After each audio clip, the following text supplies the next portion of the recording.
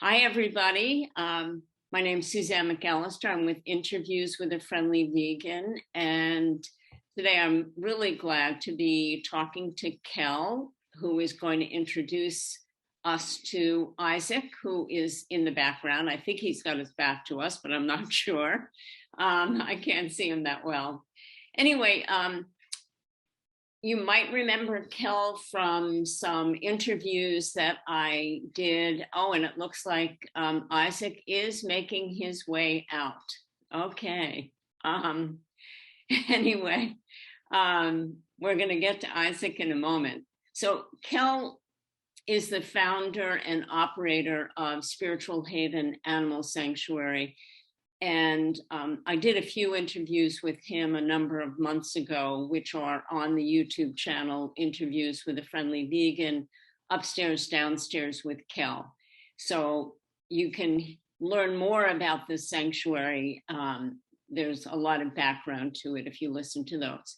But today we're going to focus on Isaac, and I'm so glad Isaac came out.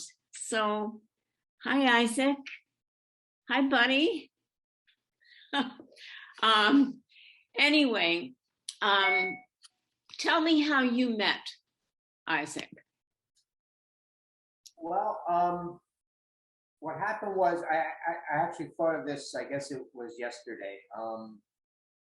30 years ago, I was in a pet store. I can't place now where it was, but I was in a pet store. I think I was with my girlfriend at the time.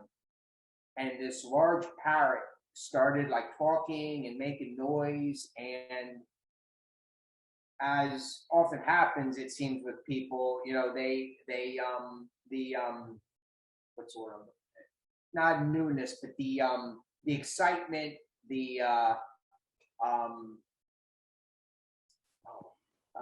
just kind of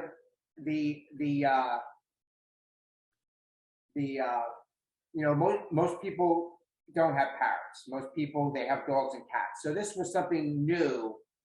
And back then I had a tendency of jumping, you know, very quickly on decisions, making rash decisions, not giving things much thought. And that's pretty much what I did. I thought it was really neat that this parrot was, you know, was talking like humans and stuff. Yeah. So I did some research, you know, very brief research, and I found, and it pains me to say, back then I found a breeder in the area that bred these birds.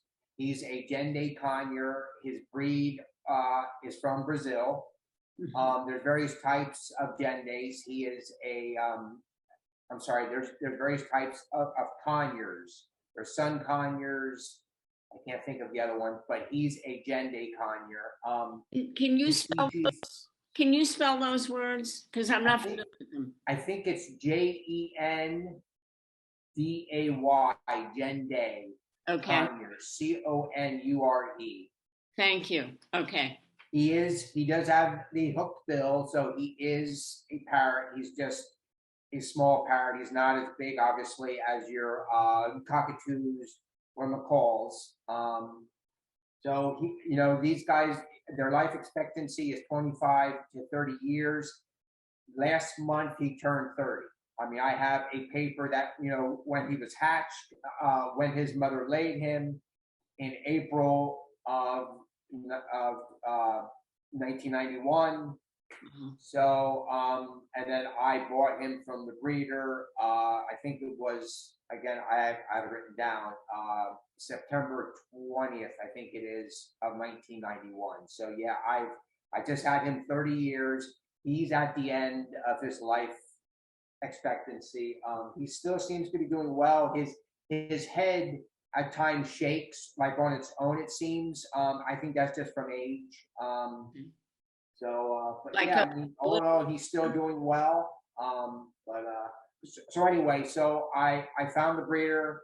I went. I held him when he was still a baby, and I actually because he didn't know me, he bit my one finger. I still have the tiny light-colored scar on my middle finger where he bit me 30 years ago.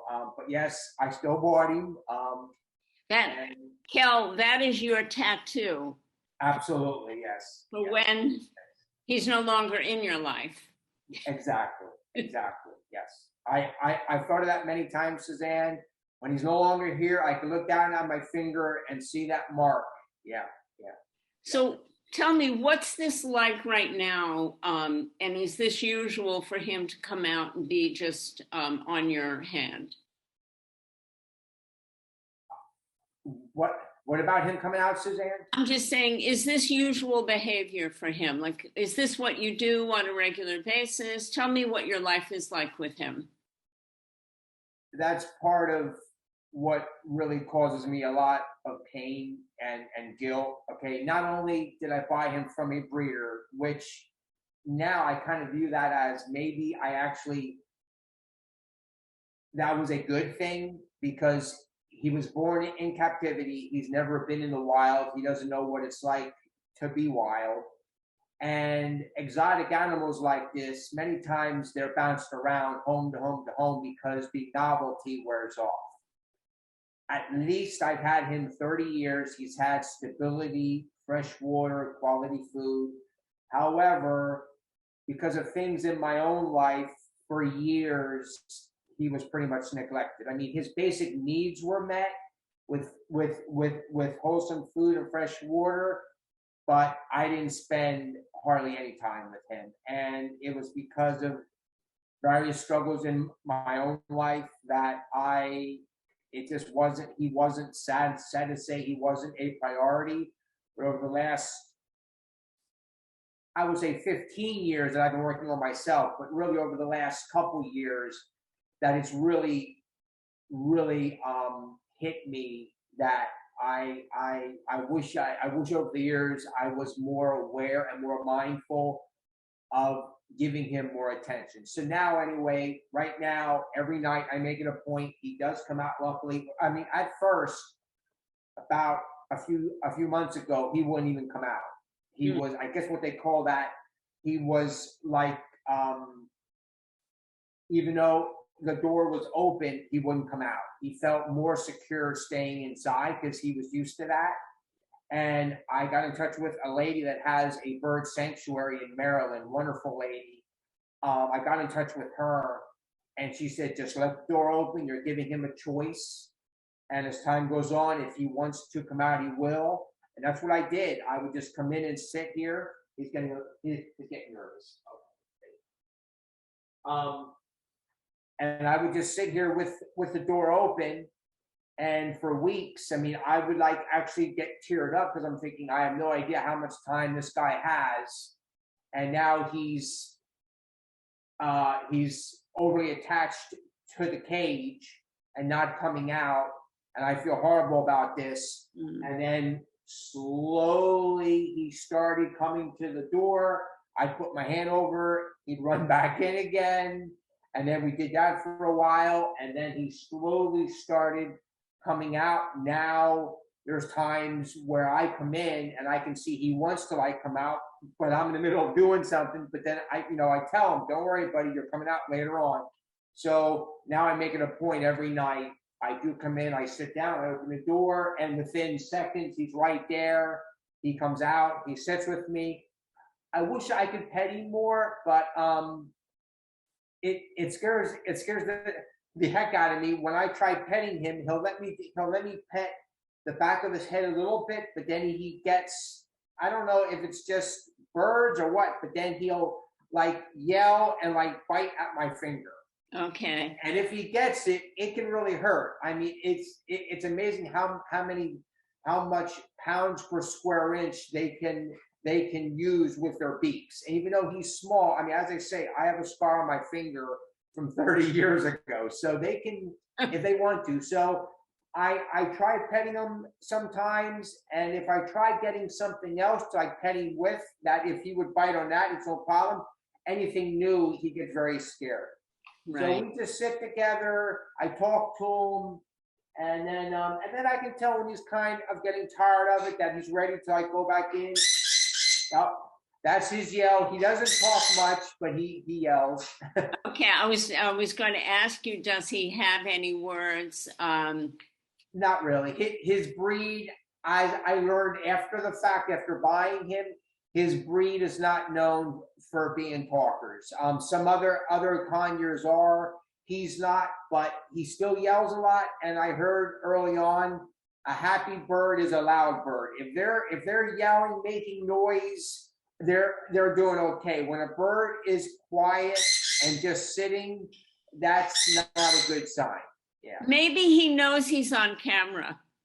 That could be. That could be. That could be. So you've obviously, just as you've been talking about him, you had no idea when you first got him what you were doing. And as you said, it was an impulse. And I hear a lot of regret in your voice. So I guess what I would like you to say, I just have a few more questions, is what do you want viewers to know about getting a parrot? What would you say to somebody who's thinking about getting a parrot? Well, first and foremost, I would, and I kind of, after I bought one 30 years ago, before I knew anything at all about animal rights or veganism or treating other sentient beings the way I feel, I want to be treated. So I kind of feel like a hypocrite. But I would highly recommend to anybody absolutely not supporting breeders at all. And if you feel in your heart after really thinking about it and discussing it with your family or whatever, absolutely adopt one from a sanctuary. Give a parrot a second home from, whatever that looks like. But I absolutely would not support any breeders. That's number one.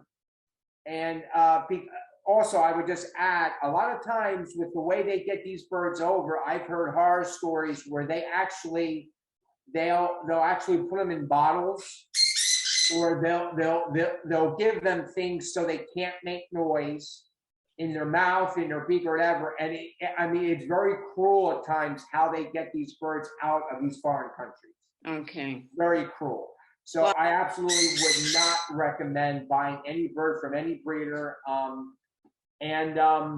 think Issac agrees with you. Yes, I'm sure he does. Yes. So, you're quite hard on yourself, which we know, and you went into it with the best intentions. And you learned along the way. And so guess what? Your experience, and one of the reasons I wanted to talk to you about Issac, I've never had a parrot, but I have a bird story, which I'll relate in a moment, is that we learn, and why not learn from each other? So you are here to hopefully explain to those of us who don't know much about what it's like to have a parrot, why it's not a good idea to buy one from a breeder. And if you are really bound and determined to get one, get it from a sanctuary and take a little bit of the load off the sanctuary. So absolutely.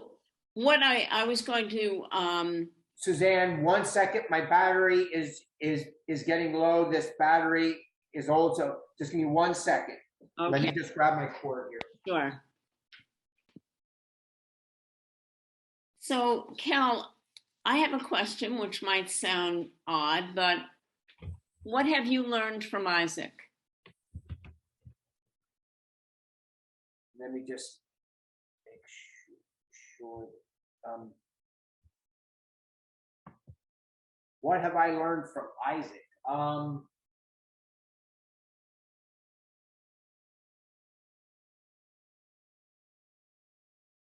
I guess what jumps out at me is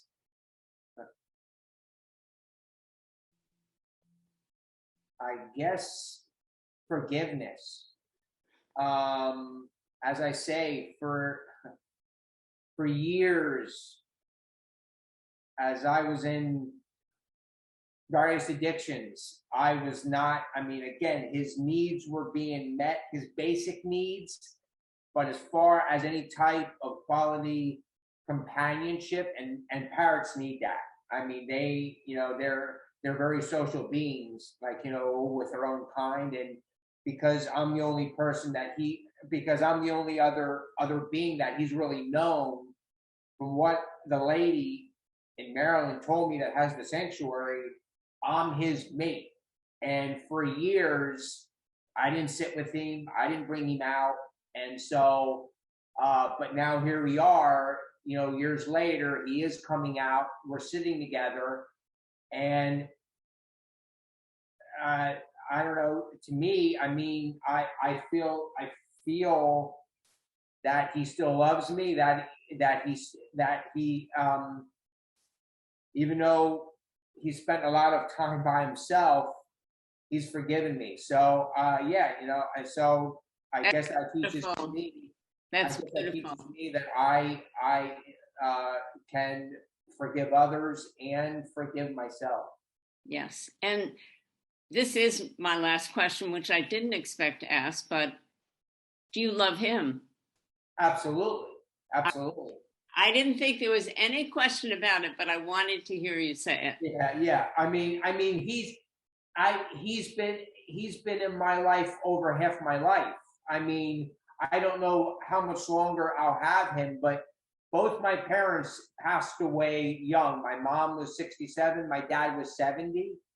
And they passed when I was in 2003 and 2004. So if he would live another 2, 3 years, he will at that time will have been in my life longer than my parents have been. Okay. Yes. Yes.